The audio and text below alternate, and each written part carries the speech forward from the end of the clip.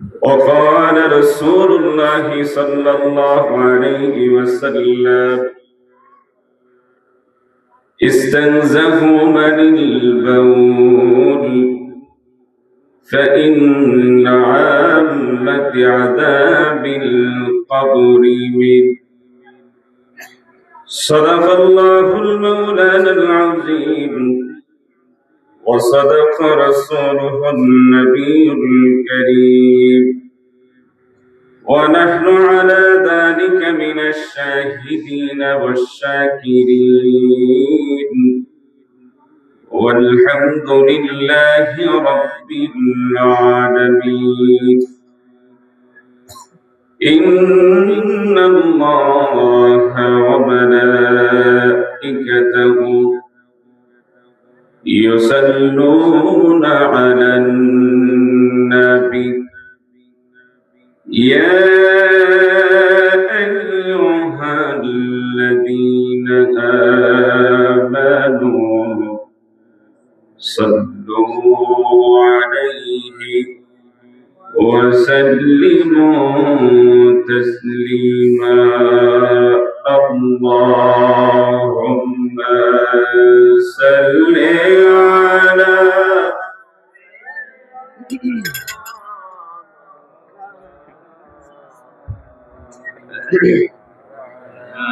وعلى آل سيدنا مولانا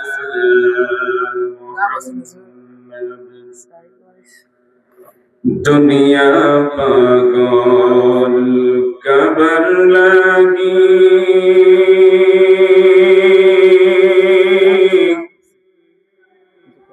कबा पागल माबूदेर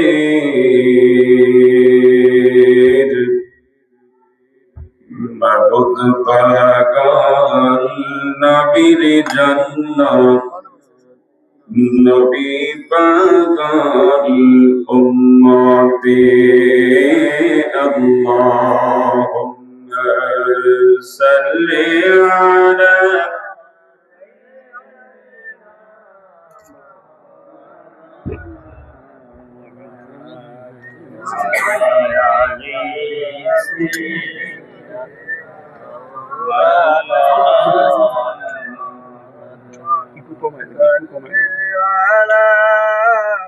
سيدنا مولانا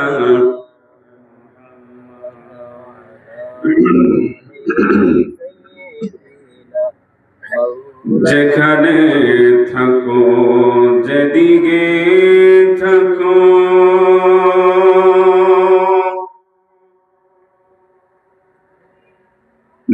নবীজির দরুদ ভুইল না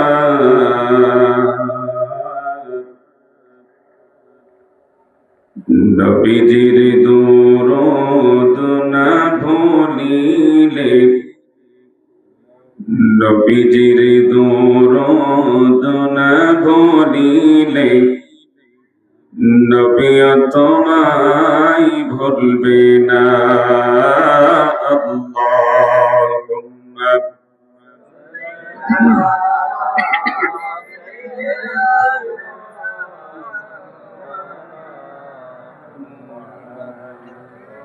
وعلى آل سيدنا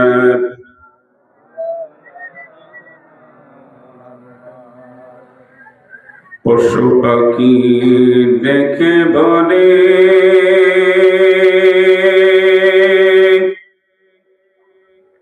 আজকে মোদের খুশির দিন।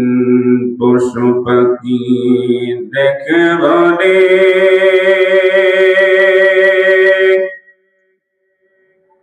আজকে মোদের খুশির দিন। এই ধরাতে তশরীফ আনলেন রহমাতাল লিল আলামিন। আল্লাহুম্মা সাল্লি আলা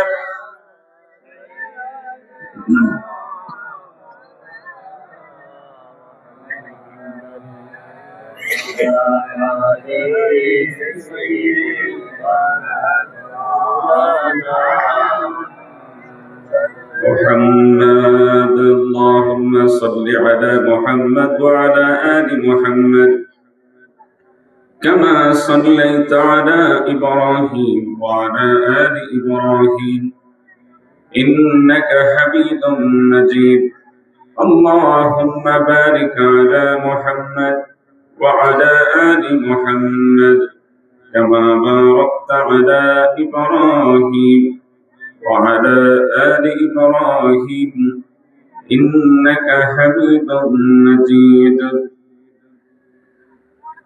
তোমারি জন্য মন কাঁদে আঁখি কাঁদে ভুবন কাঁদে হে রাসূল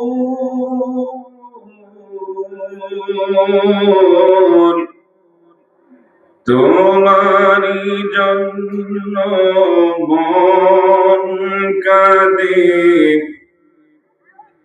আঁখি কাঁদে ভুবন কাঁদে শুধু বেদনা হৃদয়ে সে বাসা বাঁধে হে রাসূল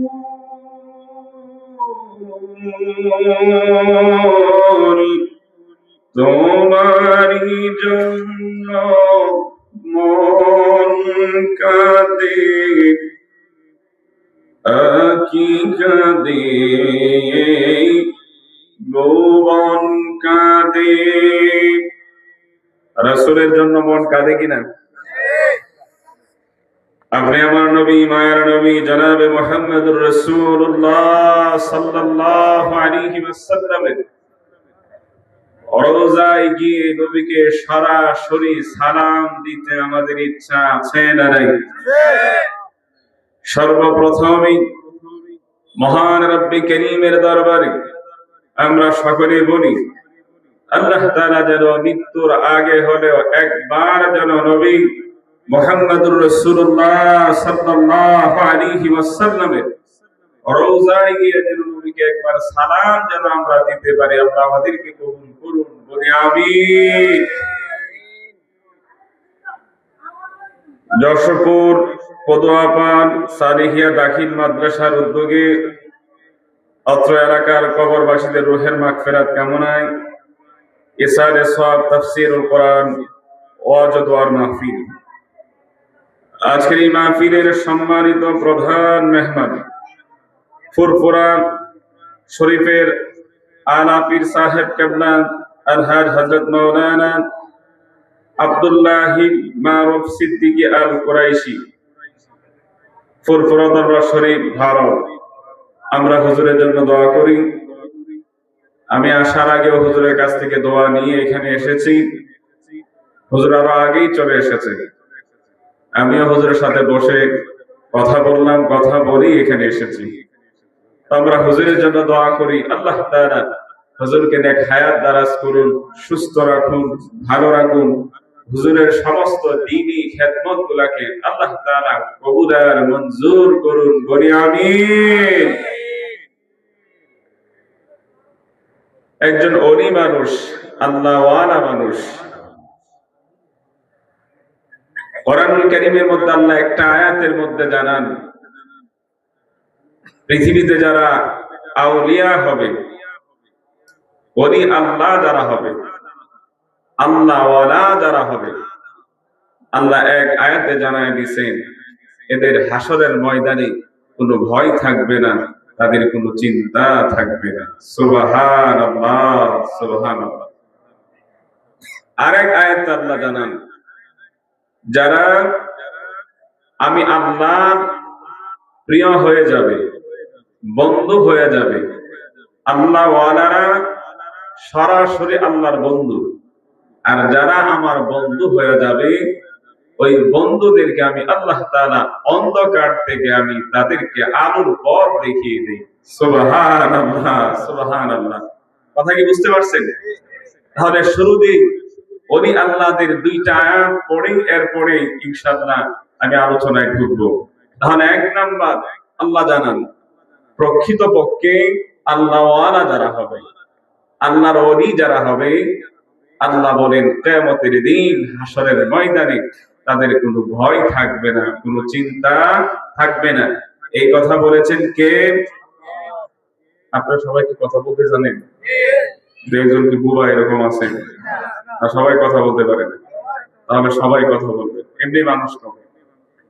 আমাদের প্রতি প্রোগ্রামে অনেক প্রচুর মানুষ হয়, আজকে মনে হচ্ছে কম। এরপরে যদি আপনারা কথা না করেন, এদের বক্তা কথা বলতে পারবো না একদম। একটু ঠিকঠাক হ্যাঁ না সুবহানাল্লাহ আলহামদুলিল্লাহ বলবেন তো ইনশাআল্লাহ? নবীর মহব্বত আছে তো দিলে? নবীর প্রেম ভালোবাসা দিলে আছে তো ইনশাআল্লাহ?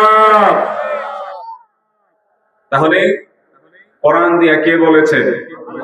আল্লাহ। আল্লাহ বলেন বিসমিল্লাহির রহমানির রহিম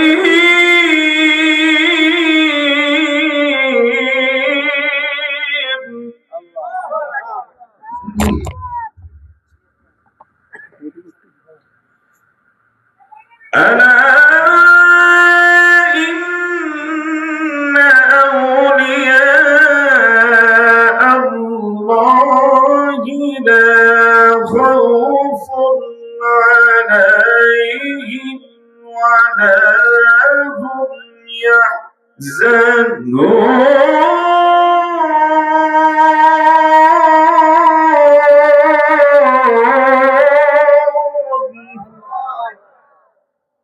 মহান রব্বে কারীম রব্বুল আলামিন কোরআনুল কারীমের এই আয়াতের মাধ্যমে জানায় দেন আলা ইন্না আউলিয়া আল্লাহি লা খাউফুন আলাইহিম ওয়া লা হুম ইয়াহজানুন। জোরে বলুন আল্লাহু আকবার। মহান রব্বে কারীম রব্বুল আলামিন জানায় দেন দুনিয়ার জমিনে যারা আউলিয়া হবে, মানে আল্লাহ ওয়ালা যারা হবে, প্রকৃতপক্ষে আল্লাহর ওলি যারা হবে, আল্লাহ তাদের ব্যাপারে জানায় দেন লা খাউফুন আলাইহিম, তাদের কোনো ভয় থাকবে না, ওয়ালা হুম ইয়াহজানুন, আল্লাহ বলেন কিয়ামতের দিন তাদের কোনো চিন্তাও থাকবে না।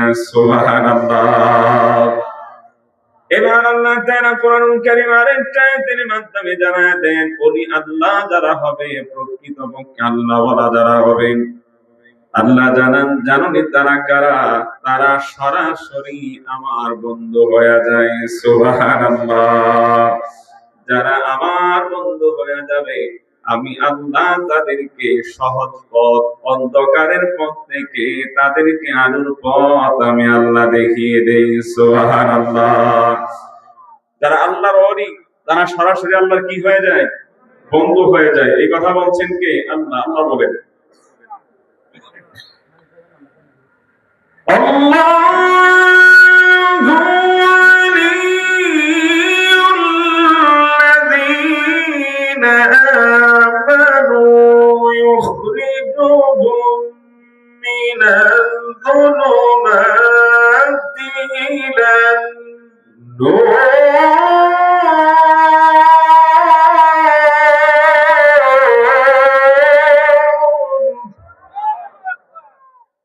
মহান রব্বে কারীম রব্বুল আলামিন কোরআনুল কারীমের আয়াতের মাধ্যমে জানায় দেন, আল্লাহ স্পষ্ট করে দেন আল্লাহু ওয়ালিয়ুল লাযীনা আমানু ইখরিজুহুম মিনাজ যুলুমাতি ইলান নূর। মহান রব্বে কারীম রব্বুল আলামিন জানায় দেন আল্লাহ বিরু যারা হবে, আল্লাহর ওলি যারা হবে, প্রকৃতপক্ষে ঈমান যারা আল্লাহর প্রতি আনবে, আল্লাহকে বিশ্বাস করবে, ইখরিজুহুম মিনাজ যুলুমাতি ইলান নূর, আল্লাহ তাদেরকে অন্ধকার থেকে বের করে দিয়া আল্লাহ পাক তাদেরকে আলোর পথ দেখিয়ে দেন। সুবহানাল্লাহ। তাহলে আমরা ওই আল্লাহর ওলিদের সোহবতে নিজেরাও আল্লাহর ওলি হওয়া, আল্লাহ ভীরু হওয়া, বলেন আমাদের দরকার আছে না নাই? এবার আসুন, কোরআনে আল্লাহ বলেন যারা আল্লাহ ভীরু হবে, আল্লাহকে যারা ভয় করবে, তাকওয়া অবলম্বন যারা করবে, তাদের ব্যাপারে আরেকটা আয়াতের মাধ্যমে আল্লাহ সরাসরি জান্নাতের সুসংবাদ দিয়ে দিয়েছেন। সুবহানাল্লাহ। কিসের সুসংবাদ? জান্নাতের। আল্লাহ নিজে কোরআনের আয়াত দিয়া বলেন, আল্লাহ জানান,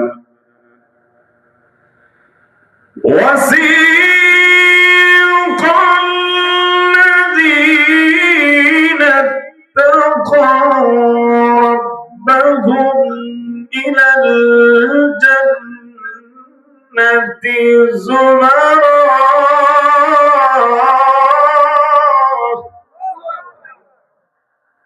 মহান রব্বে কারীম রব্বুল আলামিন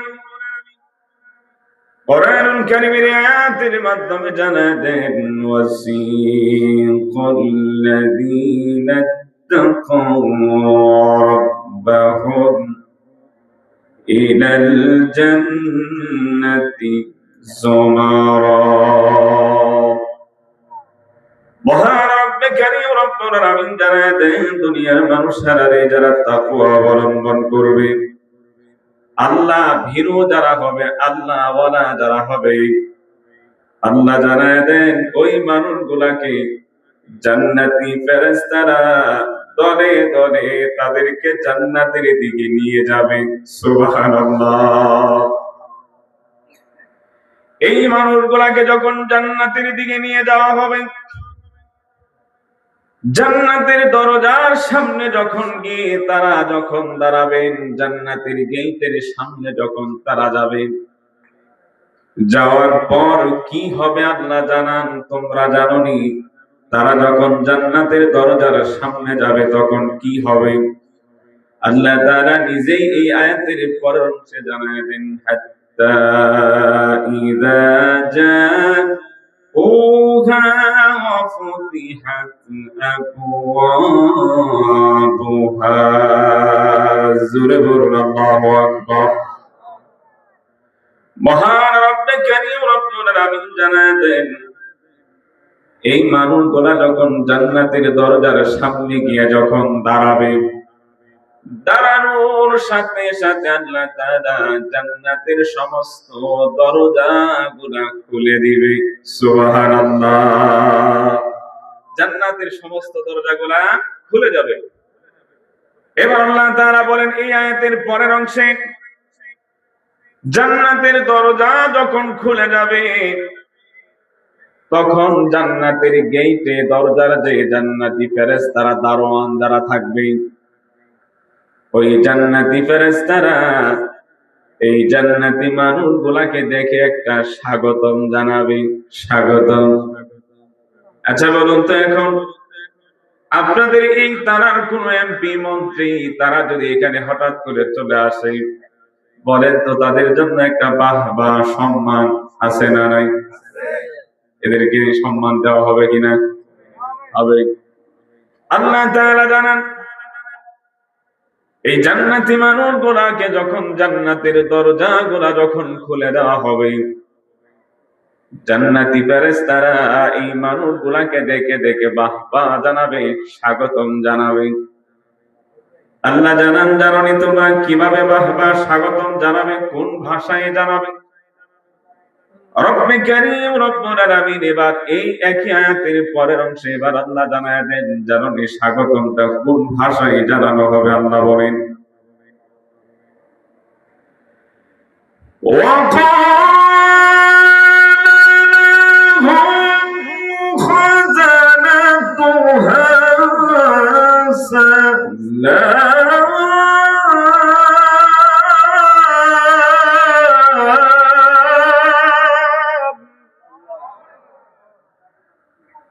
মহান রব্বে কারীম রব্বুল আলামিন জানান, সেদিন জান্নাতি ফেরেশতারা তোমাদেরকে যখন দেখবে, দেখার সাথে সাথে তোমাদেরকে সালাম দিবে। সালাম। সুবহানাল্লাহ। কি দিবেন? সালাম দিবে। সালাম। এবার আল্লাহ জানান, জান্নাতি ফেরেশতারা তোমাদেরকে সালাম দেওয়ার সাথে সাথে তোমাদেরকে একটা সুসংবাদ জানাবে। রব্বে কারীম রব্বুল আলামিন জানান, জাননি তোমাদেরকে কি সুসংবাদটা জানানো হবে। আল্লাহ এই আয়াতের শেষ অংশে এবার জানায় দেন। আল্লাহ বলেন, সালামুন আলাইকুম তিবতুম ফাদখুলুহা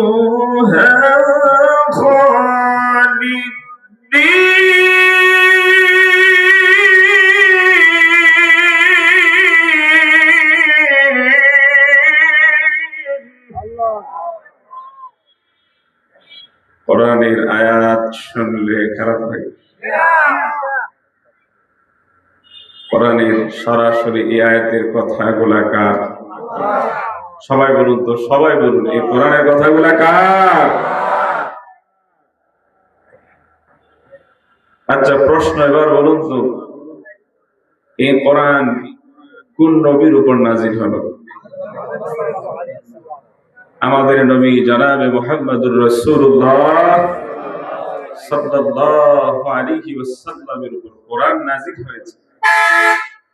যেই নবী হলেন শ্রেষ্ঠ নবী, যেই নবীর পরে আর কোন নবী নেই, শ্রেষ্ঠ নবীর উপর আল্লাহ তাআলা শ্রেষ্ঠ কোরআন নাজিল করেছেন। সুবহানাল্লাহ, সুবহানাল্লাহ।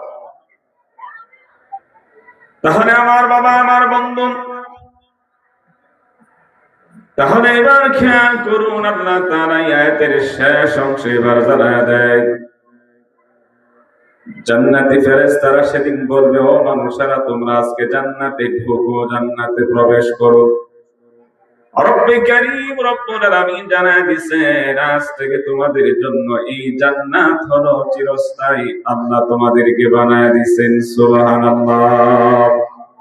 আমরা সকলে দোয়া করি, মহান রব্বে কারীম রব্বুল আলামিন যেন আমাদের সকলকে ওই জান্নাতের মধ্যে যেন আমরা ঢুকতে পারি, প্রবেশ করতে পারি, একসাথে যেন আমরা জান্নাতে থাকতে পারি। আল্লাহ আমাদেরকে কবুল করুন, বলি আমিন। তাহলে আসুন, আমি আপনাদের সামনে কোরআনুল কারীম থেকে দুইটা আয়াত তেলাওয়াত করেছি, নবীজির হাদিস থেকে, অসংখ্য হাদিস থেকে একটা হাদিস পড়েছি। আল্লাহ যদি তৌফিক দান করেন, আয়াত ও হাদিসকে সামনে রেখেই কথা বলবো। আমি এখানে এসে যখন দেখলাম এলাকার কবরবাসীদের রূহের মাগফিরাত কামনায় তাফসীর মাহফিল, চিন্তা করলাম কবরবাসী, কবর নিয়ে কিছু কথা বলা যায় কিনা। আল্লাহর নবী জনাবে মুহাম্মদুর রাসূলুল্লাহ সাল্লাল্লাহু আলাইহি ওয়াসাল্লাম তিনি কবর সম্পর্কে কি কি বলেছেন, এই মৃত্যু সম্পর্কে আল্লাহ কি জানাইছেন, এই কবর আর মৃত্যু সম্পর্কে কিছুক্ষণ কথা বলে যাব। আসুন, আল্লাহর নবী মুহাম্মদুর রাসূলুল্লাহ সাল্লাল্লাহু আলাইহি ওয়াসাল্লাম তিনি জানায় দেন, ইস্তানজাহু মানিল বাউল ফাইন্না আম্মাতি আযাবিল কবরি মিন। আল্লাহর নবী জানায় দেন, ও দুনিয়ার উম্মতেরা রে, তোমরা শোনো, আল্লাহ পাক আমাকে জানায় দিয়েছেন। আল্লাহর নবী বলেন, কবরের মধ্যে কিন্তু কঠিন থেকে কঠিন আযাব হবে, শাস্তি হবে।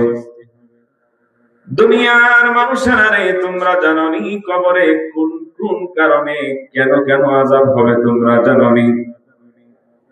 আল্লাহর নবী জানায় দেন, 10 শ্রেণীর মানুষ যখন মারা যাবে, মারা যাওয়ার পর তাদেরকে যখন কবরে রাখা হবে, কবরে রাখার সাথে সাথে তাদের কবরে কঠিন থেকে কঠিন আযাব হবে, শাস্তি হবে। তাহলে আসলে প্রায় 10 শ্রেণীর মানুষ কারা আজকে আমরা জানবো। আল্লাহর নবী যখন এই কথা বললেন, সাহাবায়ে কেরাম প্রশ্ন করেন, ইয়া রাসূলুল্লাহ, ইয়া হাবিবাল্লাহ, এই 10 শ্রেণীর মানুষ কারা, যারা কবরে যাওয়ার পর তাদের কবরে কঠিন থেকে কঠিন আযাব হবে, শাস্তি হবে। আল্লাহর নবী জানায় দেন এই 10 শ্রেণীর মানুষের 10টা বদ আমলের কারণে। বলেন কয় আমল? 10টি। কয়টা? 10টি বদ আমল থাকার কারণে এরা যখন মারা যাবে, তাদেরকে যখন কবরে রাখা হবে, কবরে রাখার সাথে সাথে তাদের কবরে কঠিন থেকে কঠিন আযাব হবে, শাস্তি হবে। তাহলে আসুন আজকে এই তাফসীর মাহফিল থেকে আমরা আজকে আমল হিসাবে জেনে যাব। আমলের নিয়তে শুনবো, শোনার পরে মানার চেষ্টা করব। আসুন দেখি ওই 10 শ্রেণীর মানুষ কারা, আর এই 10টা বদ আমল কি কি। এই 10টা বদ আমল যদি আপনি আমার মাঝে যদি থাকে, আজকে শোনার পরে আমরা তওবা করে আমরা ছেড়ে দেব। মনে থাকবে ইনশাআল্লাহ? মনে থাকবে তো ইনশাআল্লাহ? তাহলে আসুন আল্লাহর নবী মুহাম্মদুর রাসূলুল্লাহ সাল্লাল্লাহু আলাইহি ওয়াসাল্লাম তিনি মক্কা নগরীতে তিনি একদিন হেঁটে যাচ্ছিলেন সাহাবায়ে কেরামদেরকে নিয়ে। হযরত আবু হুরায়রা রাদিয়াল্লাহু তাআলা আনহু হাদিসটি বর্ণনা করেন, ইস্তানজাহু আনিল বাউল ফাইন্না আম্মাতি আযাবিল কবরি মিন। আল্লাহর নবী মুহাম্মদুর রাসূলুল্লাহ সাল্লাল্লাহু আলাইহি ওয়াসাল্লাম তিনি জানায় দেন, দুনিয়ার মানুষেরা রে, তোমরা শোনো। নবী যখন মক্কা নগরীতে রাস্তা দিয়ে হেঁটে যাচ্ছিল, তখন 2টা কবরের মধ্যে দেখতে পেলেন আযাব শুরু হয়ে গেছে, শাস্তি হচ্ছে। নবীজি সাথে সাথে একটা গাছের ডালা ভাঙলেন, গাছের ডালাটা ভেঙে 2টা টুকরা করে 2টা কবরের মধ্যে গেঁথে দিলেন। গেঁথে দেওয়ার পরে সাহাবায়ে কেরাম তো আশ্চর্য হয়ে গেলেন। আল্লাহ নবী সাহাবীরা প্রশ্ন করে, ইয়া রাসূলুল্লাহ, ইয়া হাবিবাল্লাহ, আপনাকে তো কোনোদিন এমনটা করতে দেখি নাই, হঠাৎ করে আপনি এমনটা করলেন কেন? গাছের ডালা ভেঙে 2টা কবরের মধ্যে 2টা টুকরা কেটে দিলেন, কারণ কি বুঝতে পারি নাই। নবী মুহাম্মদুর রাসূলুল্লাহ সাল্লাল্লাহু আলাইহি ওয়াসাল্লামকে যখন এই কথা বললেন, নবীজি সাথে সাথে জানায় দেন, আমি দেখতেছিলাম এই 2টা কবরের মধ্যে আযাব হচ্ছে, শাস্তি হচ্ছে। বলুন তো, নবী যা দেখে আমরা কি তা দেখতে পাই?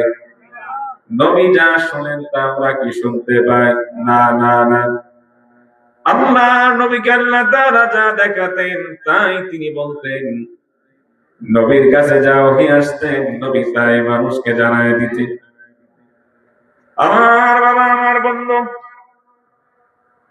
নবী মুহাম্মদুর রাসূলুল্লাহ সাল্লাল্লাহু আলাইহি ওয়াসাল্লাম বললেন, ওই যে দেখো 1 নাম্বার কবর যেটা দেখা যায়, এই কবরওয়ালার কবরে কেন কঠিন থেকে কঠিন আযাব হচ্ছে, শাস্তি হচ্ছে জানোনি?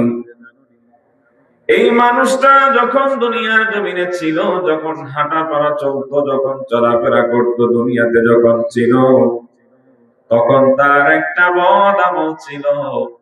সেই দুনিয়াতে থাকা অবস্থায় বদ আমলটা হলো, সে প্রস্রাব করার পরে ঢিলাও নিত না, পানিও ব্যবহার করত না। আচ্ছা, এবার আল্লাহর নবীর হাদিসের সাথে, নবীজির কথা অনুযায়ী এবার আমাদের জীবনের সাথে কথাটা একটু মিলান তো।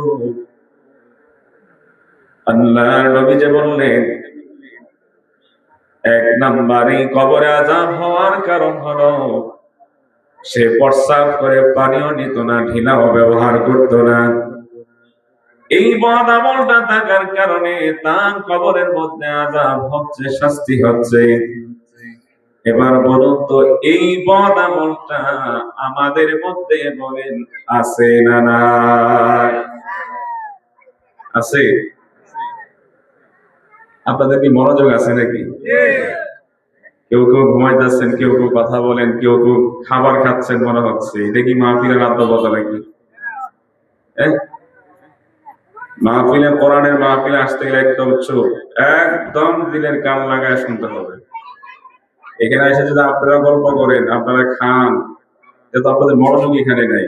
আল্লাহ কোরআনে একটা আয়াত নাযিল করে বলেন, কোরআনের বয়ান শোনার সময় যেখানে কোরআন তেলাওয়াত হবে, কোরআনের বয়ান হবে, এখানে যদি কেউ কথা বলে অন্য মনোযোগী হয়, আল্লাহ বলেন এদের উপর লানত, লানত। মেহেরবানি করে অনুরোধ, যদি ভালো না লাগে বাহিরে গিয়ে হাঁটবেন, কোনো সমস্যা নেই। কিন্তু এখানে আয়েশা যদি গুরুত্ব না দেয়, আল্লাহর পক্ষ থেকে সরাসরি আপনাদের উপর লানত। আর এখানে বসে কেউ দুনিয়ার কোন বাপ বেটার গল্প করবে না, সরাসরি আল্লাহ আল্লাহ রাসূলের কথাই বলা হবে, ঠিক কিনা? এই জন্য বাবা অনুরোধ, যুবক বন্ধুরা, যতক্ষণ শুনবেন ইখলাসের নিয়তে বসে শুনবেন, আল্লাহকে সন্তুষ্ট করার জন্য শুনবেন, মনে থাকবে ইনশাআল্লাহ। তাহলে এবার আসুন,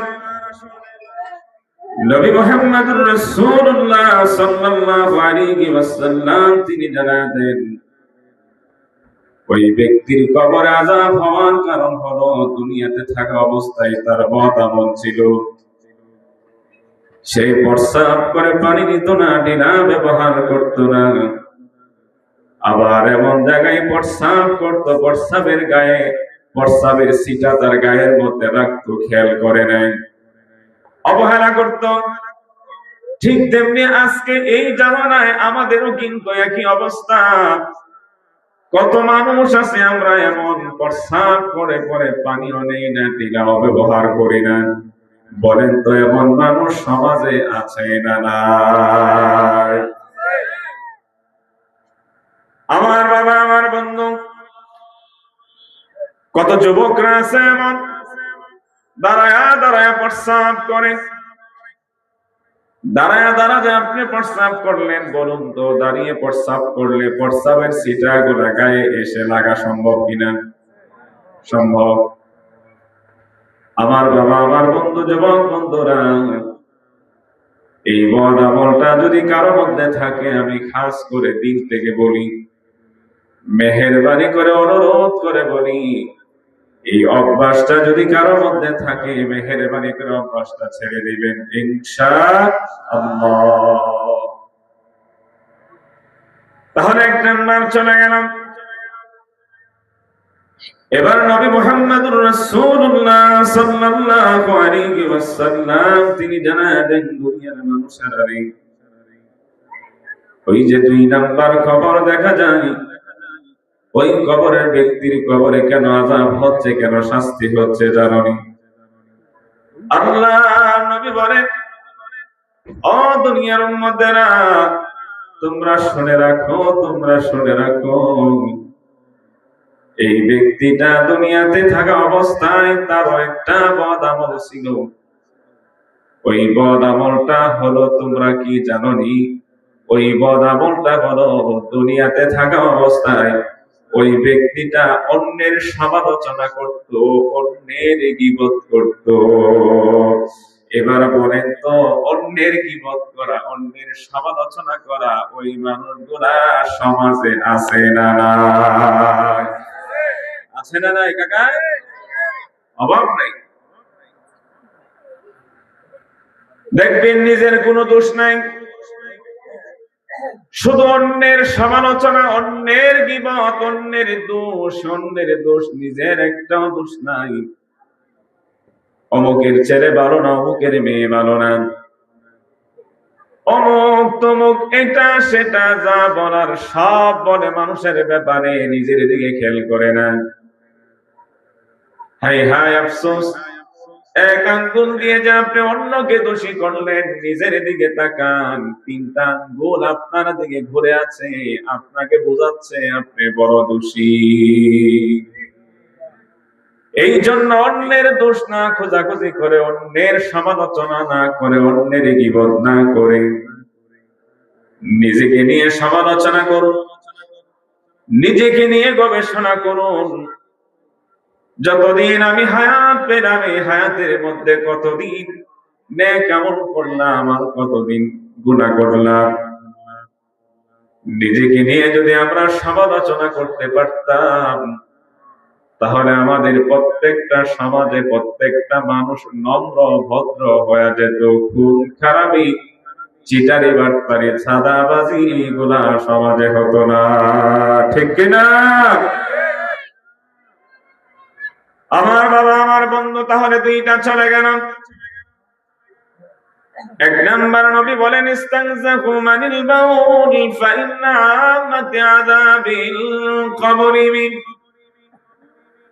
আল্লাহ নবী জানায় দেন, এক নাম্বার কবরের আযাব হওয়ার কারণ হলো যারা প্রস্রাব করে পানিও নিবে না, ঢিলাও ব্যবহার করবে না।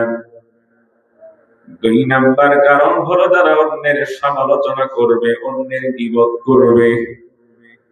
ওই মানুষগুলা মারা যাওয়ার পর তাদের কবরে কঠিন থেকে কঠিন আযাব হবে, শাস্তি হবে। তাহলে এই দুইটা বদ আমল যে শুনলাম, আজ থেকে শোনার পর ছেড়ে দেব না ধরবো? সবাই বলুন, ছেড়ে দেব না ধরবো? ছেড়ে দেব। আমার বাবা আমার বন্ধু, এবার আসুন নবী বলেন তিন নাম্বার কবরে আযাব হওয়ার কারণ হলো ওই সমস্ত মানুষগুলাকে যখন মরার পরে যখন তাদেরকে কবরে রাখা হবে, তাদের কবরে কঠিন থেকে কঠিন আযাব হবে, শাস্তি হবে। ওই তিন নাম্বার বদ আমল কার বা কারা তোমরা জানো নি? দুনিয়াতে থাকা অবস্থায় ওই মানুষগুলা যারা নেতৃত্ব দিত, সমাজের নেতা ছিল, ওই মানুষগুলার হাতে সরকারি মাল যখন দেওয়া হতো, ওই সরকারি মাল জনগণের হাতে সঠিকভাবে বুঝিয়ে দিত না, সরকারি মাল আত্মসাৎ করে নিত। ধরে নেন, যেমন আপনাদের এই বাড়ির সামনে একটা রাস্তা হবে, রাস্তার জন্য বরাদ্দ হলো সরকার থেকে 1 কোটি টাকা দেওয়া হলো, কিন্তু যেই নেতার হাতে টাকা দেওয়া হলো, ওই নেতা 1 কোটি থেকে 50 লাখ তার পকেটে, বাকি 50 দিয়ে রাস্তার কাজ করিয়েছে। আল্লাহ নবী জানায় দেন, এই যে সরকারি মাল দেওয়া হলো জনগণকে বুঝিয়ে দেওয়ার জন্য, রাস্তা করার জন্য, অর্ধেক নিজের পকেটে অর্ধেক রাস্তায়, এই কাজগুলা যারা করবে, এই কাজ করতে গিয়ে যারা মারা যাবে, তাদেরকে মরার পরে যখন কবরে রাখা হবে, কবরে রাখার সাথে সাথে তাদের কবরে কঠিন থেকে কঠিন আযাব হবে, শাস্তি হবে। আমার বাবা আমার বন্ধু, মহান রব্বে কারীম রব্বুল আলামিন কোরআনুল কারীমের মধ্যেও জানায় দিয়েছেন, দুনিয়ার মানুষেরা রে, তোমরা দুনিয়াতে আসার পর তোমরা কেমনে নাফরমানি করো, কেমনে আমি আল্লাহকে অস্বীকার করো। ও দুনিয়ার বান্দা বান্দিরা, তোমরা তো এক সময় ছিলে মৃত, ওই মৃত থেকে আমি আল্লাহ তোমাদেরকে জীবিত করলাম। আমরা এক সময় কি ছিলাম? আমরা বলেন, আমরা এক সময় কি ছিলাম? মৃত। এখন কি? এখন কি? জীবিত। আবার মরবো কি না? আল্লাহ এই কথাটা কোরআনুল কারীমের আয়াত দিয়ে তিনি জানান। আল্লাহ বলেন, কাইফা তাকফুরুনা বিল্লাহি ওয়া কুনতুম আমওয়াতান فأحياكم ثم يميتكم ثم يحييكم ثم إليه ترجعون।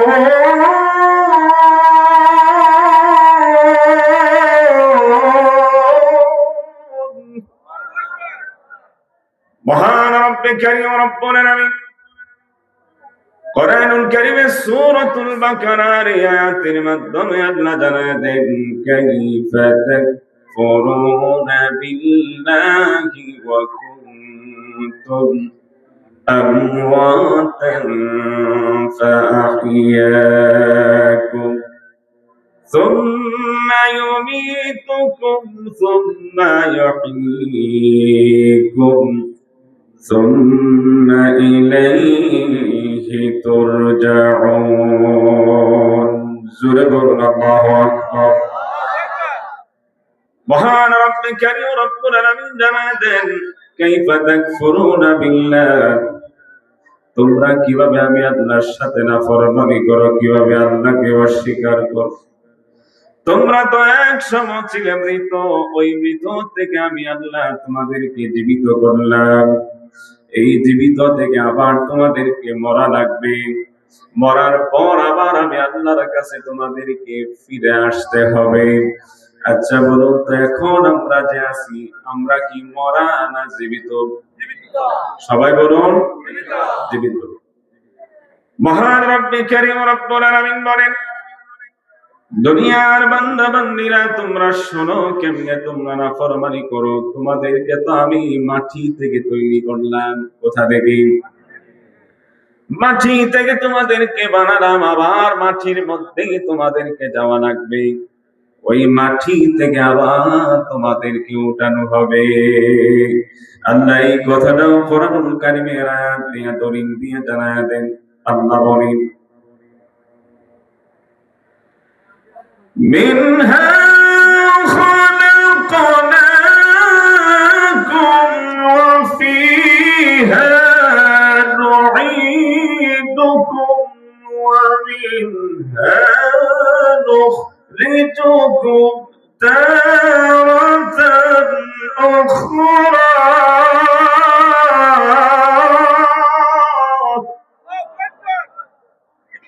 মহান রব্বে কারীম রব্বুল আলামিন কোরআনুল কারীমের আয়াতের মাধ্যমে জানায় দেন, মিনহা খালাকনাকুম ওয়া ফিহা নুঈদুকুম ওয়া মিনহা নুখরিজুকুম তারাতান উখরা। জোরে বলুন আল্লাহু আকবার। মহান রব্বে কারীম রব্বুল আলামিন জানায় দেন, ও দুনিয়ার বান্দা বান্দীরা তোমরা শোনো, আল্লাহ পাক তোমাদেরকে মাটি থেকে তৈরি করা হলো, আবার তোমাদেরকে মাটির মধ্যে যাওয়া লাগবে, এই মাটি থেকে আবার আল্লাহ তোমাদেরকে উঠাবে। মহান রব্বে কারীম রব্বুল আলামিন কোরআনুল কারীমের মধ্যে জানায় দেন, কুল্লু নাফসিন যায়িকাতুল মাউত। আল্লাহ জানায় দেন, দুনিয়ার মানুষেরা শোনো শোনো, মৃত্যুর হাত থেকে কেউ বাঁচতে পারবে না, সকলকেই মৃত্যুর স্বাদ গ্রহণ করা লাগবে, প্রত্যেক প্রাণীকেই মৃত্যুর স্বাদ গ্রহণ করা লাগবে। আমার বাবা, আমার বন্ধু নবী মুহাম্মদুর রাসূলুল্লাহ সাল্লাল্লাহু আলাইহি ওয়াসাল্লামের যখন রূহটা বের করে নেওয়া হলো, যেই নবীর উপরে আর কোন নবী নাই, যেই নবী মায়ার নবী, রাহমাতাল লিল আলামিন, যেই নবী হলেন শ্রেষ্ঠ নবী,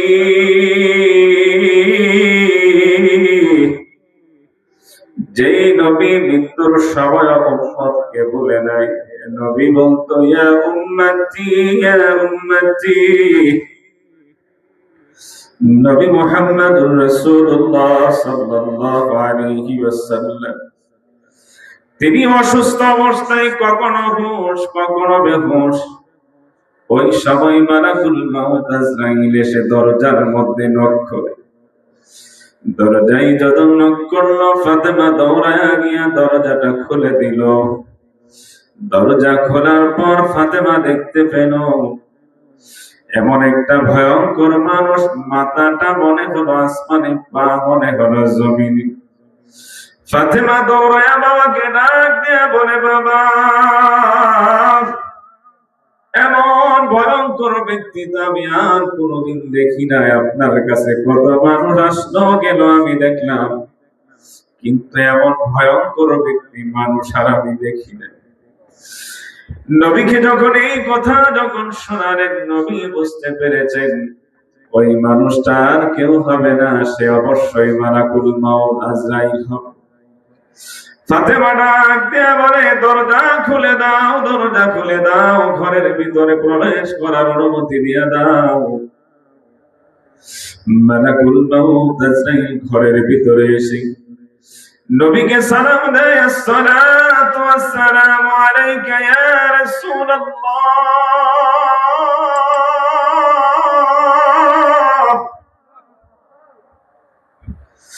আসসালাতু ওয়াসসালামু আলাইকা ইয়া হাবিবাল্লাহ।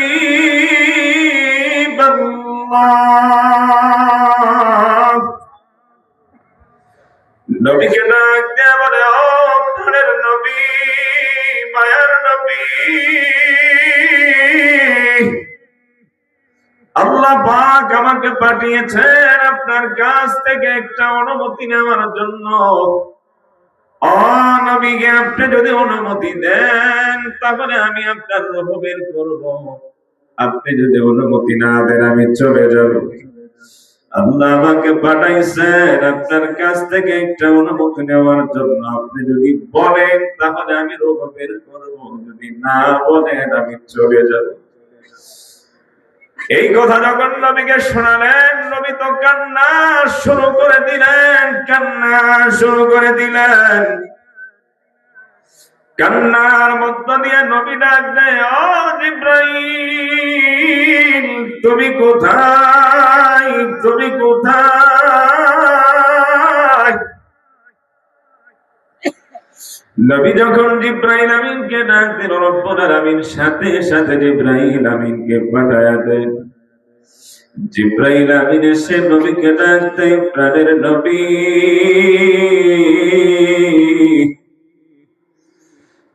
লব্বাইক ইয়া রাসূলুল্লাহ, লব্বাইক ইয়া হাবিবাল্লাহ। নবীকে ডাক দেন, আমার নবী, দয়ার নবী, রাহমাতাল লিল আলামিন। ও নবী গে, আপনি কেন কাঁদেন, আপনি কেন কাঁদেন? আল্লাহর নবী জানায় দেন, জিবরাইল শোনো শোনো, মালাকুল মাউত সে বলে আমি দুনিয়াতে থাকবো না, চলে যাব। ও জিবরাইল তুমি বলো, বলো, তুমি বলো তো আমি থাকবো না চলে যাব।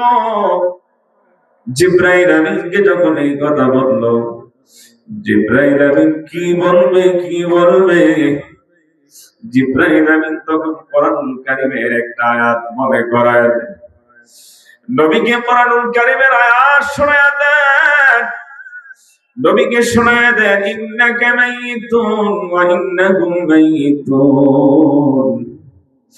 নবীকে জানায় দেয়, ও প্রাণের নবী, মায়ার নবী, আল্লাহ পাক কোরআনুল কারীমের এই আয়াতের মাধ্যমে জানায় দেন, ও নবীকে নিশ্চয় আপনার পূর্বে যারা ছিল তারাও মরণশীল, আপনার পরে যারা আসবে তারাও মরণশীল। নবী হে, আপনিও মরণশীল। নবীকে যখন এই কোরআনের আয়াত যখন মনে করায় দেন,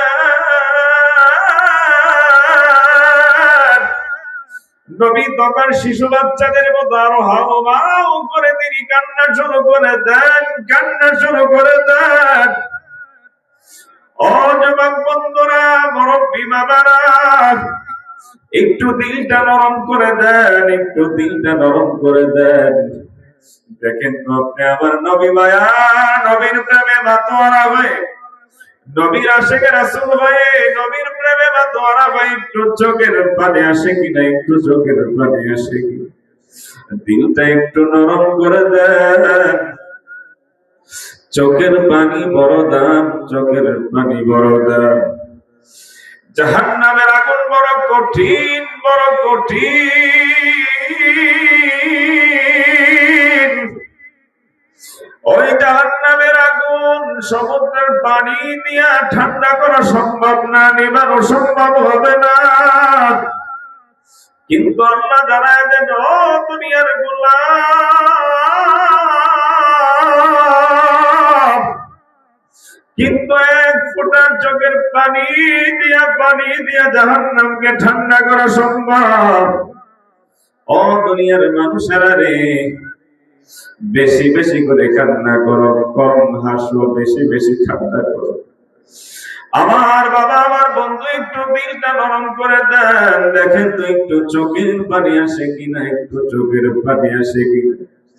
জিবরাইল আমিন নবীকে ডাক দিয়া বলে, নবী হে, আপনি দুনিয়ার থেকে চলে যাবেন, এই জন্য কি কান্না করেন, এই জন্য কি কান্না করেন? নবী ডাক দিয়া বলে, জিবরাইল না না না, আমি দুনিয়ার থেকে চলে যাব এই জন্য তো কান্না করি না, এই জন্য কান্না করি না। জিবরাইল আমিন এবার ডাক দিয়ে বলে, নবী হে, তাহলে কি আপনার বিবি খাদিজার কথা কি আপনার মনে পড়ে গেল কিনা? ও নবী হে, আপনার বিবি খাদিজার কথা মনে পড়ে গিয়ে আপনি কি কান্না করছেন? নবী বলে, না না না। এবার জিবরাইল আমিন বলে, তাহলে কি আপনি আপনার বিবি আয়েশার জন্য আপনি কাঁদেন কি? নবী বলে, না, আমার বিবি আয়েশার জন্য আমি কাঁদি না। এবার জিবরাইল ডাক দিয়ে বলে,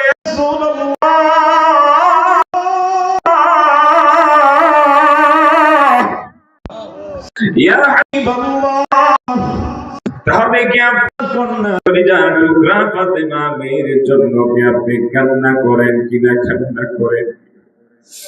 নবী ডাক দিয়ে বলে, জিবরাইল, আমি আপনাদের জন্য কান্না করি না, আমি আমার বিবি খাদিজার জন্য কান্না করি না, আমি আমার বিবি আয়েশার জন্য কান্না করি না, আমি আমার কলিজার টুকরা মেয়ে ফাতেমার জন্য কান্না করি না, কান্না করি না। ও জিবরাইল,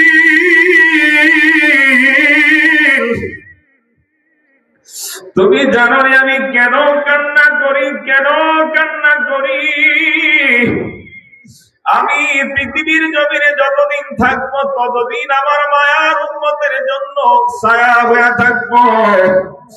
আজ ইব্রাহিম, আমি এই জন্য কান্না করতেছিলাম, আমি দুনিয়া থেকে চলে গেলে আমার মায়ার উম্মতের ছায়া কে হবে? আমার উম্মতের জন্য আমি কান্না করি। আল্লাহু আকবার। আপনি আমার নবী, মায়ের নবী, রাহমাতাল লিল আলামিন। মালাকুল মাউত যখন এসে প্রশ্ন করলো, নবী হে, আপনি থাকবেন না, চলে যাবেন, এই মুহূর্তে নবী উম্মতদেরকে বলে নাই, উম্মতদেরকে বলে নাই, নবী জিবরাইল আমিনকে বলে, জিবরাইল, আমি যেদিন দুনিয়াতে থাকবো না সেদিন থেকে আমার উম্মতের দায়িত্ব কে নিবে? আমার উম্মতের ছায়া কে হবে? আমার বাবা, আমার বন্ধু, এখানে আমরা যারা আছি খেয়াল করে শুনি, আল্লাহ কোরআনে একটা আয়াত নাযিল করে জানায় দেন নবীর ব্যাপারে। ও দুনিয়ার মানুষেরা, আমার হাবিব গুলো, আমার নবী গুলো গোটা মাখলুকাতের জন্য রহমত। সুবহানাল্লাহ। আল্লাহ তাআলা এই কথাটা কোরআনুল কারীমের আয়াত দিয়ে জানায় দেন। আল্লাহ বলেন, ওয়া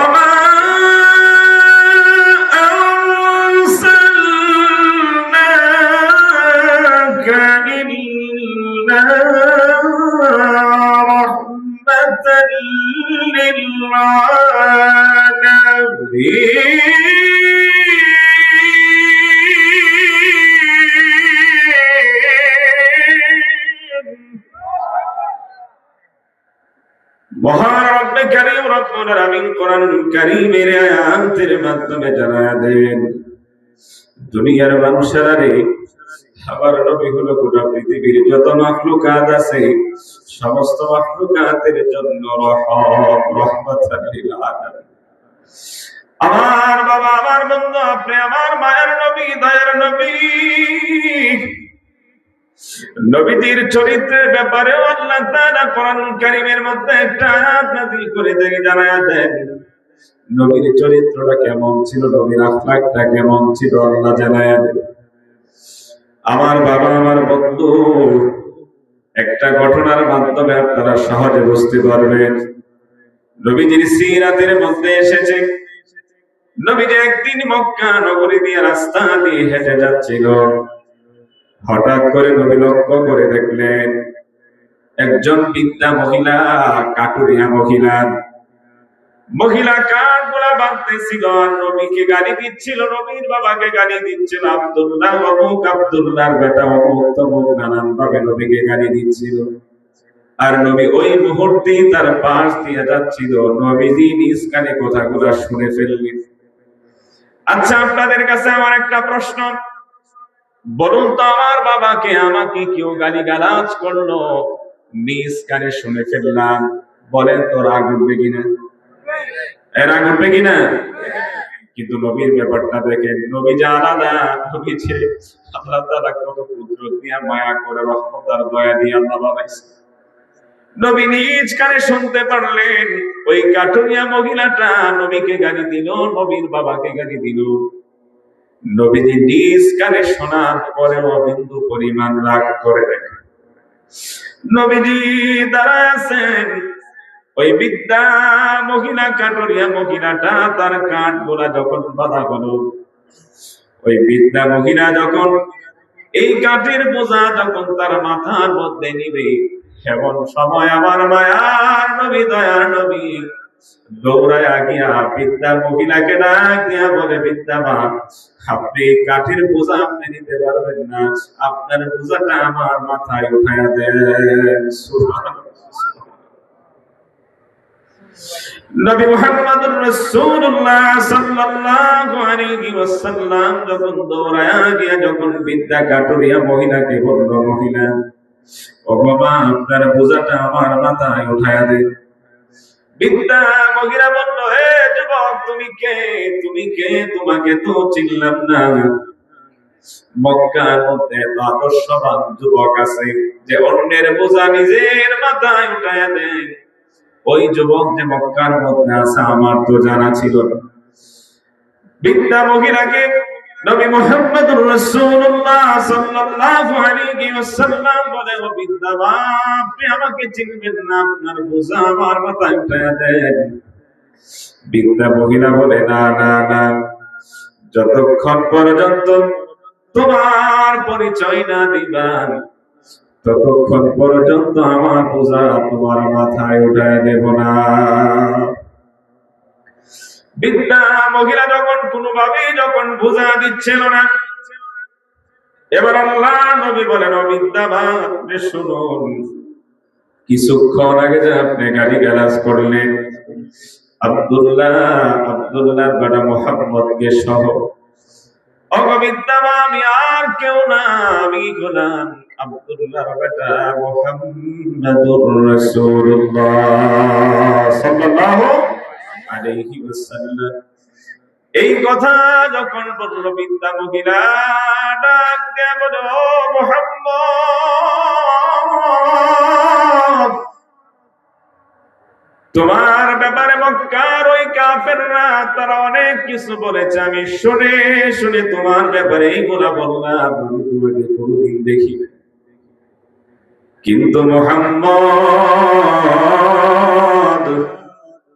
তুমি আজকে আমার নিজ চোখের মাধ্যমে যে আদর্শ তুমি দেখাইলা, যেই মানুষটা অন্যের বোঝা নিজের মাথায় উঠাইয়া নিতে পারে, নিজেকে গালি শুনলো, নিজের বাবার নামের গালি শোনার পর যা রাগ ওঠে না, দৌড়ায় গিয়ে আবার তার অন্যের বোঝা নিজের মাথায় উঠাইয়া নিতে পারে।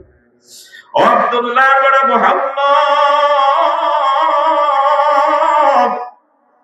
আমার বিশ্বাস হয়ে গেছে তুমি একজন রাসূল, তুমি একজন নবী, কোন সন্দেহ নাই, কোন সন্দেহ নাই। যার আদর্শ এমন হতে পারে, যার আখলাক এমন হতে পারে, আমি বিশ্বাস করে নিলাম তুমি রাসূল। আব্দুল্লাহর বড় মুহাম্মদ, আমি আর পিছপাও হতে চাই না, এই মুহূর্তে আমাকে পড়ায়া দাও লা ইলাহা ইল্লাল্লাহ মুহাম্মাদুর রাসূলুল্লাহ সাল্লাল্লাহু।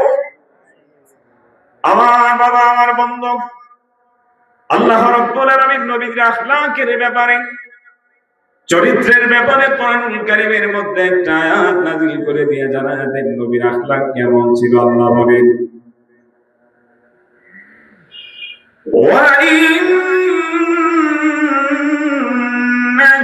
লা'আলা খুলুকিন আযীম।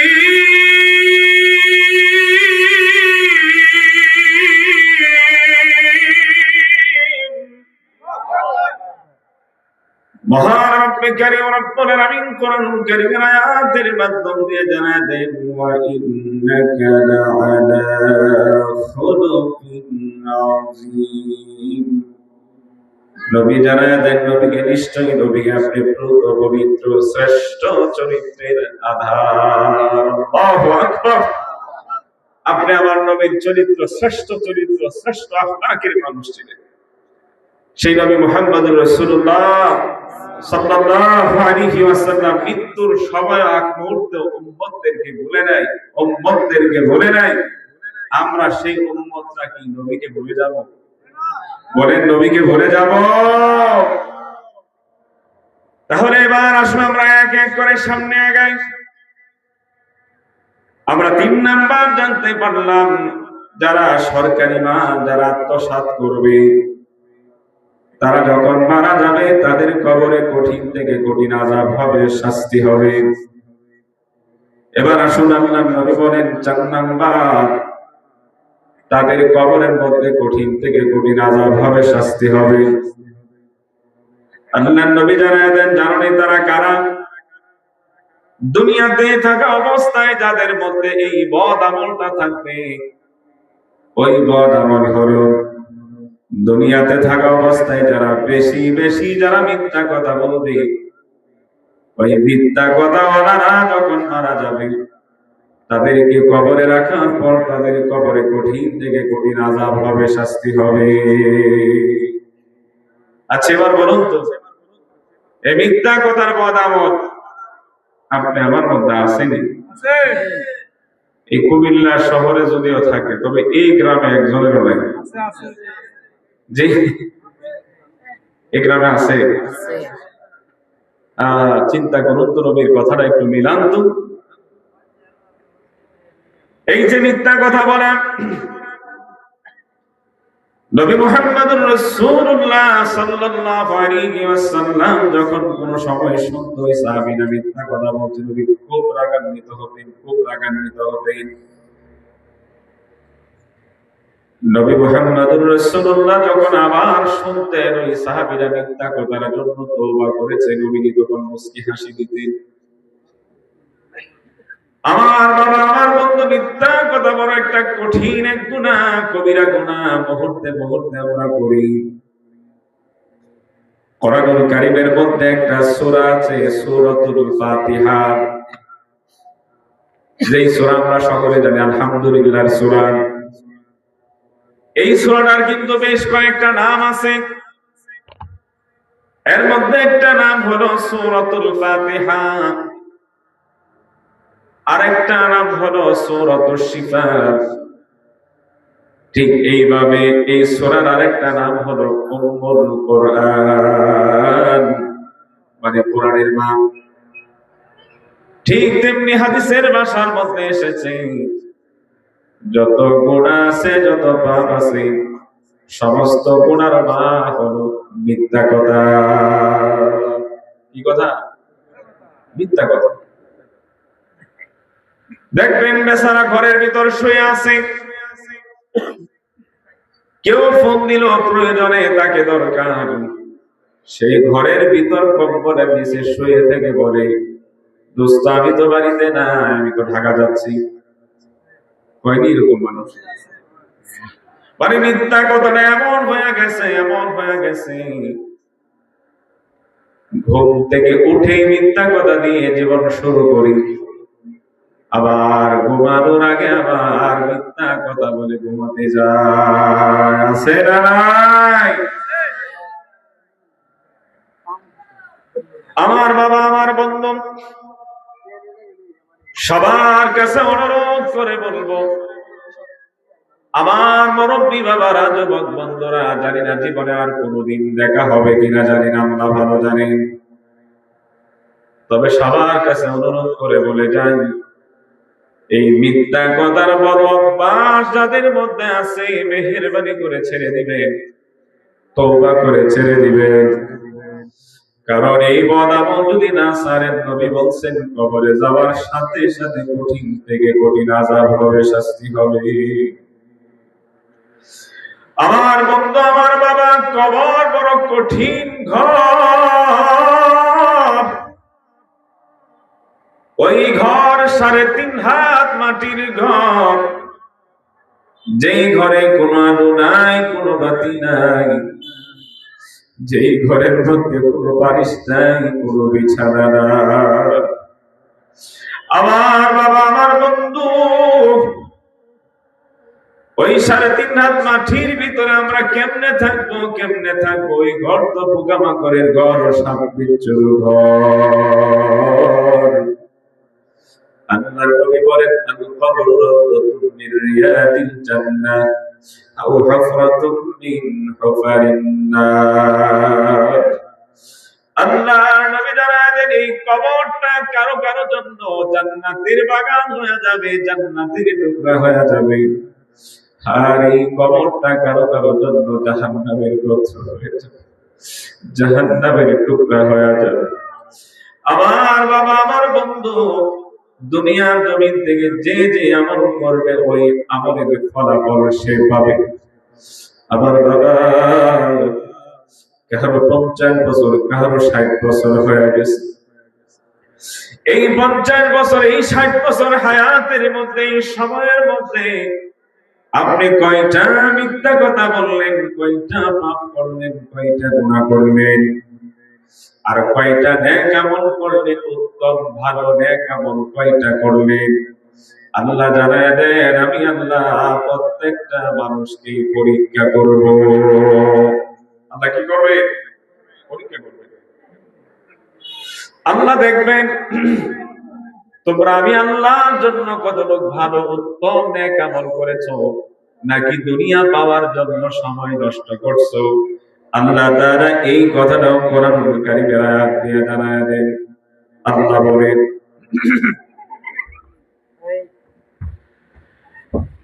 الذي خلق الموت والحياة ليبلوكم أيكم أحسن عملا وهو العزيز الغفور.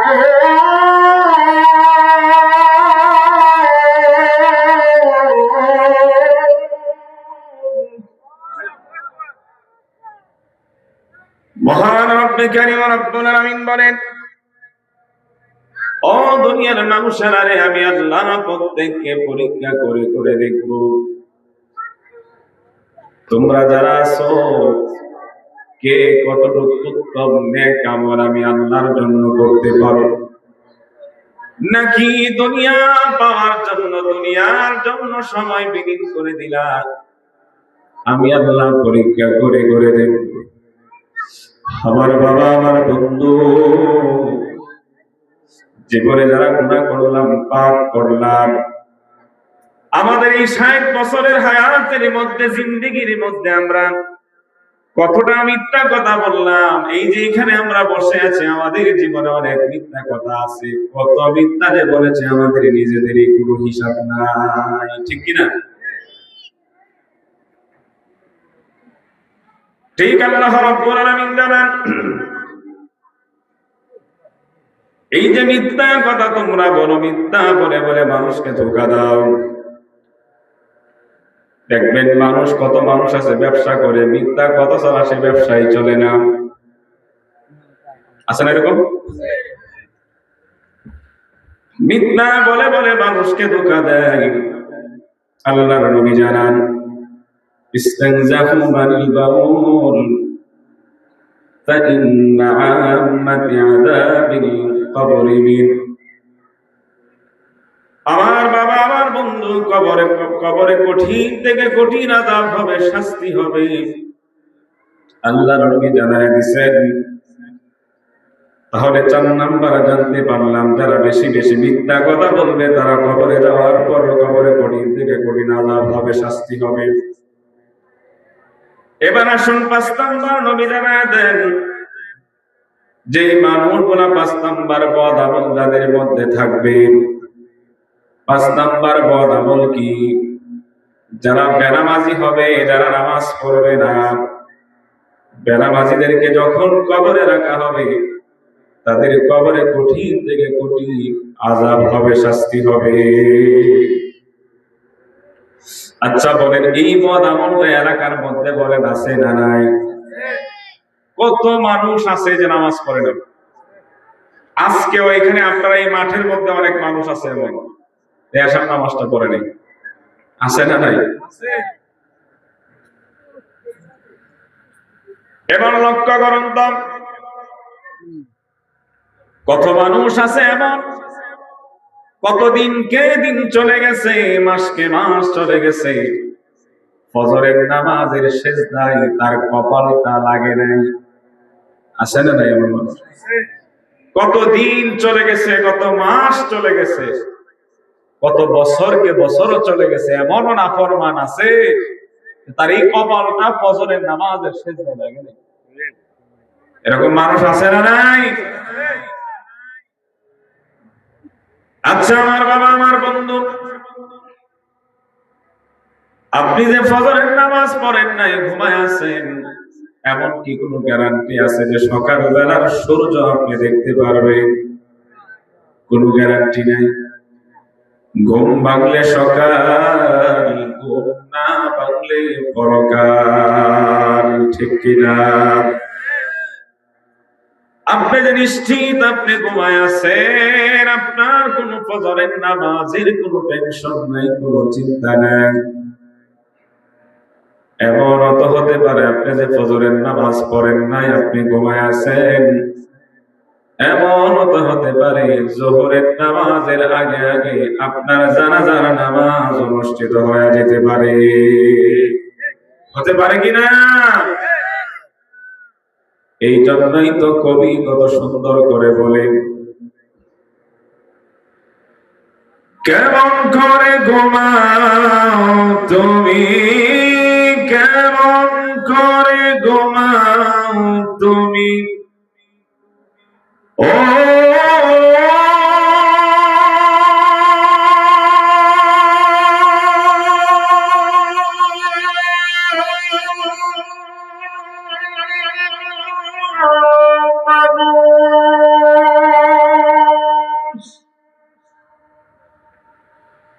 কেমন করে ঘুমাও তুমি, কেমন করে ঘুমাও তুমি, ফজর করে কাজা,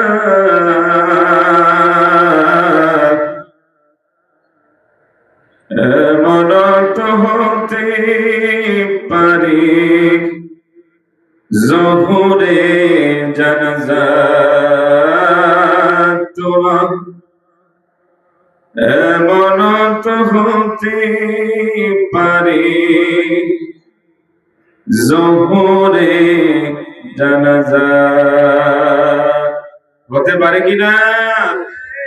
একটু জিকির করি, লা ইলাহা ইল্লাল্লাহ, লা ইলাহা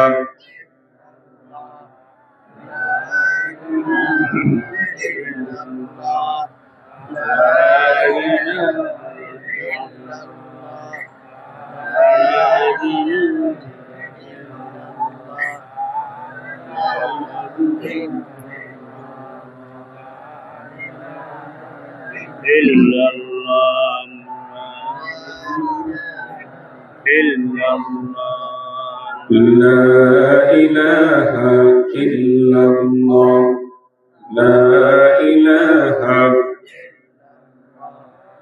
যার হৃদয়ে আছে আল্লাহর ভয় আল্লাহ আল্লাহ সব সময় যার হৃদয়ে আছে আল্লাহর ভয় আল্লাহ আল্লাহ সব সময়।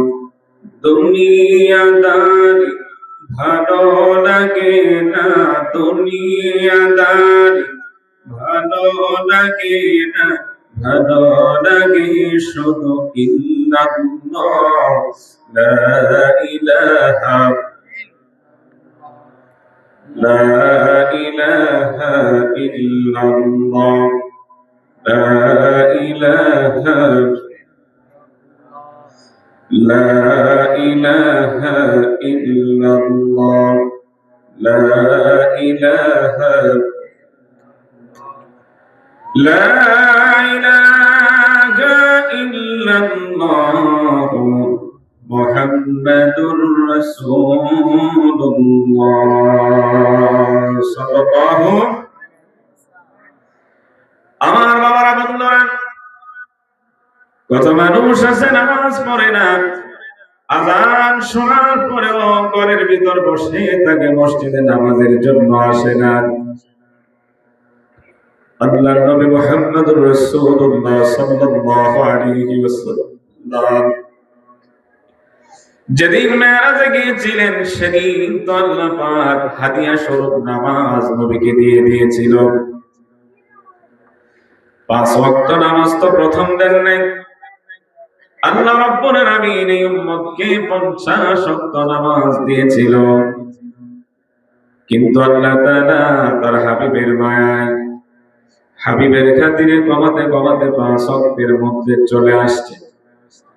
এই 5 ওয়াক্ত নামাজও যদি আমরা উম্মতেরা যদি সঠিকভাবে না পড়তে পারি, তাহলে আল্লাহর কাছে কি জবাব দেব, আল্লাহর সামনে কি নিয়ে দাঁড়াবো? আউয়াল মা ইউহাসাবু বিহিল আবদু ইয়াওমাল কিয়ামাতিস সালাত। কিয়ামতের দিন সর্বপ্রথম আল্লাহ পাক হিসাব নেবেন, আল্লাহর কাছে যে হিসাব দেওয়া লাগবে, সর্বপ্রথম হিসাব নেবেন মানুষের কাছ থেকে নামাজের হিসাব। কিন্তু আমাদের মধ্যে তো সঠিকভাবে নামাজ নাই, নামাজ পড়ি নাই। কেউ 3 ওয়াক্ত পড়লে 2 ওয়াক্ত পড়ে না, কেউ 1 ওয়াক্ত পড়লে 4 ওয়াক্ত পড়ে না, আবার কাউকে দেখা যায় 4 ওয়াক্ত পড়লে 1 ওয়াক্ত পড়ে না, আবার কাউকে দেখা যায় কোনো ওয়াক্ত নামাজই পড়ে না। এরকম মানুষ আছে না নাই? আমার বাবা, আমার বন্ধু, মেহেরবানি করে অনুরোধ করে বলবো, যারা নামাজ ছেড়ে দেন, যারা নামাজ পড়েন না, পিছনের গুলা তওবা করে করে আজ থেকে আল্লাহর কাছে তওবা করে কান্না করে ফজর থেকে নামাজ ধরবেন ইনশাআল্লাহ। আমার বাবা, আমার বন্ধু, এবার আসুন সামনে আগাই। নবী মুহাম্মদুর রাসূলুল্লাহ সাল্লাল্লাহু আলাইহি ওয়াসাল্লাম এবার জানায় দেন 6 নাম্বার, ওই মানুষগুলো মারা যাওয়ার পর তাদের কবরে কঠিন থেকে কঠিন আযাব হবে, শাস্তি হবে। আল্লাহর নবী জানায় দেন, জানেন ওই বদ আমলটা কি? ওই বদ আমল হলো যারা কোরআনুল কারীমকে যারা অবহেলা করবে, কোরআনকে যারা অবিশ্বাস করবে, এই কোরআনকে যারা অবহেলা করবে। অবহেলা মানে দেখবেন আমাদের প্রত্যেকের ঘরে কোরআন আছে, রমজান মাস আসতে পরে ওই তাকের উপর থেকে কোরআন নামায়া ধুলাবালি জেরে রমজান মাসে কোরআন পড়ি, 1 খতম 2 খতম যা পড়ার পড়ি, এরপরে এই কোরআনকে যে গিলাফ বেঁধে কাবারের ভিতরে রেখে দিয়া যে তাকের উপরে যে উঠায়া দিই, সারা বছর আর কোরআন পড়েও না। কোরআনের গায়ের উপর যে এত ময়লা ধুলাবালি লেগে আছে, কোরআনকে একবারও পরিষ্কার করে না, অথচ ঘরের টিভিটা, ঘরের মোবাইলটা বারবার আসল দিয়ে মুছে। আছে না নাই? দেখবেন প্রত্যেকের ঘরেই কোরআন আছে, দেখবেন একবারে তাকের উপরে রাখা দিয়েছে, এটার কোনো যত্ন নাই। আছে না নাই? এই কোরআন তেলাওয়াত করে না, কোরআনের সাথে কোনো সম্পর্ক নাই। কোরআন অবহেলিত ঘরের ভিতর পড়ে আছে, কোরআনের কোনো সম্মান দেয় না। কোরআনের আয়াতকে যারা অস্বীকার করে, কোরআন যারা বিশ্বাস করবে না, ওই মানুষগুলা যখন মারা যাবে, মারা যাওয়ার সাথে সাথে তাদের কবরে কঠিন থেকে কঠিন আযাব হবে, শাস্তি হবে। মহান রব্বে কারীম রব্বুল আলামিন কোরআন নাযিল করেছে আপনি আমার নবী, পেয়ারা নবী জনাবে মুহাম্মদুর রাসূলুল্লাহ সাল্লাল্লাহু আলাইহি ওয়াসাল্লামের উপরে কোরআন নাযিল করেছেন। আখিরি নবী, শেষ নবীর উপর শ্রেষ্ঠ কিতাব নাযিল করেছেন।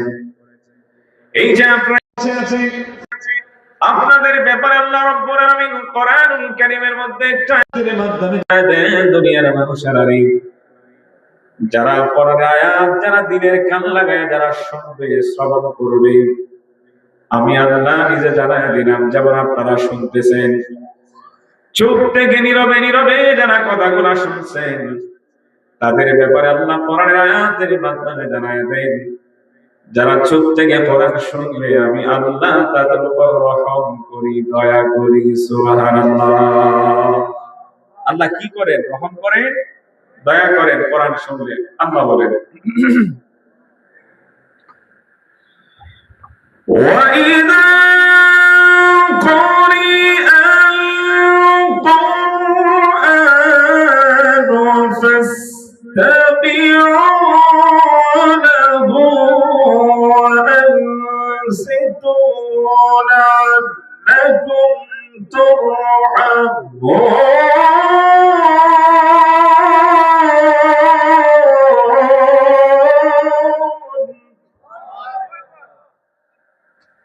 মহান রব্বে কারীম রব্বুল আলামিন কোরআনুল কারীমের আয়াতের মাধ্যম দিয়ে তিনি জানায় দেন, ওয়াইদা কুরিআল কুরআনু ফাসতাবিউ লাহু ওয়া আনসিতু লাআল্লাকুম তুরহামুন। জোরে বলুন আল্লাহু আকবার। মহান রব্বে কারীম রব্বুল আলামিন জানায় দেন দুনিয়ার মানুষেরা, যেখানে কোরআনের আয়াত পড়া হবে, কোরআন যেখানে তেলাওয়াত করা হবে, চুপ থেকে নীরবে নীরবে যারা কোরআন শুনবে, কোরআন যারা শ্রবণ করবে, আল্লাহ তাআলা জানায় দেন আমি আল্লাহ তাদের উপর রহম করি, দয়া করি। সুবহানাল্লাহ। কোরআন শুনলে আল্লাহ কি করেন? রহম করেন, দয়া করেন। এবার দেখেন এই কোরআনের ব্যাপারে আল্লাহ তাআলা বলেন, এই কোরআন শুনলে আমি আল্লাহ রহম করি, দয়া করি। আচ্ছা বলেন তো, এই কোরআন আপনাদের এই মাদ্রাসায় পড়ানো হয় কিনা? পড়ানো হয় কিনা? আমি মেহমান মানুষ, মুসাফির মানুষ, আপনাদের এলাকার মানুষদেরকে সবাইকে উদাত্ত আহ্বান করে অনুরোধ করে বলবো, আপনাদের সন্তানগুলোকে কোরআনের শিক্ষায় শিক্ষিত করবেন। সর্বপ্রথমে তাদেরকে কোরআন শিখাবেন, আপনাদের ছেলে মেয়েদেরকে মাদ্রাসায় দিবেন। দিবেন তো ইনশাআল্লাহ? কারণ আল্লাহর নবী বলেন, মান সালাকা তরিকান ইয়ালতামিসু ফীহি ইলমান সাহহালাল্লাহু লাহু বিহি তরিকান ইলাল জান্নাহ। আল্লাহর নবী জানাতেন, যে মানুষগুলা কোরআন শিখার জন্য, কোরআনের ইলম শিখার জন্য যারা ঘর থেকে যারা বের হবে কোরআন শিখার জন্য, আল্লাহর নবী জানাতেন তাদের জন্য আল্লাহ তাআলা জান্নাতের রাস্তা সহজ করে দেন। সুবহানাল্লাহ। আমার বাবা, আমার বন্ধু, আল্লাহর নবী আরেকটা হাদিসে বলেন, ইকারু লিসাহিবিল কুরআনি ইকরা ওয়ারতাকি ওয়ারাত্তিল কামা কুনতা তুরাত্তিলু ফিদ দুনিয়া فإن منزلك عند آخر آية تقرأها। আল্লাহ নবী বলেন, দুনিয়ার জমিনে যারা কোরআন ওয়ালা হবে, কোরআনুল কারীম যারা তেলাওয়াত করেছে, কোরআন যারা তার দ্বীনের সহিত ধীরে ধীরে যারা কোরআন পড়েছে, এই মানুষগুলোকে হাসরের ময়দানে বলা হবে, ও কোরআনওয়ালা, ইকারু লিসাহিবিল কুরআনি ইকরা, ও কোরআনওয়ালা তুমি পড়ো। দুনিয়ার জমিনে যেইভাবে কোরআন ধীরে ধীরে তোমরা যেইভাবে কোরআন তেলাওয়াত করেছো, ঠিক ওইভাবে আজকেও তোমরা কোরআন তেলাওয়াত করো, কোরআন তোমরা পড়ো। কোরআন তেলাওয়াত করতে করতে মানুষগুলা যেখানে গিয়ে কোরআনের আয়াতের তেলাওয়াত থামবে, আল্লাহ তাআলা তাদের সম্মান ইজ্জত এত উপরে আল্লাহ উঠায়া দিবেন। সুবহানাল্লাহ। তাহলে আমার বাবা, আমার বন্ধু, সবার কাছে উদাত্ত আহ্বান থাকবে, আপনাদের ছেলে মেয়েদেরকে মাদ্রাসায় ভর্তি করাবেন, আপনাদের ছেলেদেরকে মাদ্রাসায় দিবেন, মাদ্রাসা থেকে কোরআনের শিক্ষা গ্রহণ করানোর চেষ্টা করবে। আল্লাহ নবী আরেকটা হাদিসে বলে, তলাবুল ইলমি ফারিদাতুন আলা কুল্লি মুসলিম। আল্লাহ নবী জানায় দেন, প্রত্যেক নর-নারীর উপর কোরআনের শিক্ষা করা ফরজ। আমার বাবা, আমার বন্ধু, এখানে অনেক মানুষ আছে আমরা কোরআন পড়তে জানি না, কোরআন তেলাওয়াত করতে জানি না। আমার বাবা, আমার বন্ধু, সবার কাছে অনুরোধ, নিজে পড়তে জানি না, সন্তানগুলোকে কোরআন শিক্ষা দেব। আপনাদের কাছে অনুরোধ থাকবে, এই মাদ্রাসার মধ্যে আপনাদের সন্তানগুলোকে দিবেন তো ইনশাআল্লাহ? আল্লাহ কবুল করুন, বলি আমিন।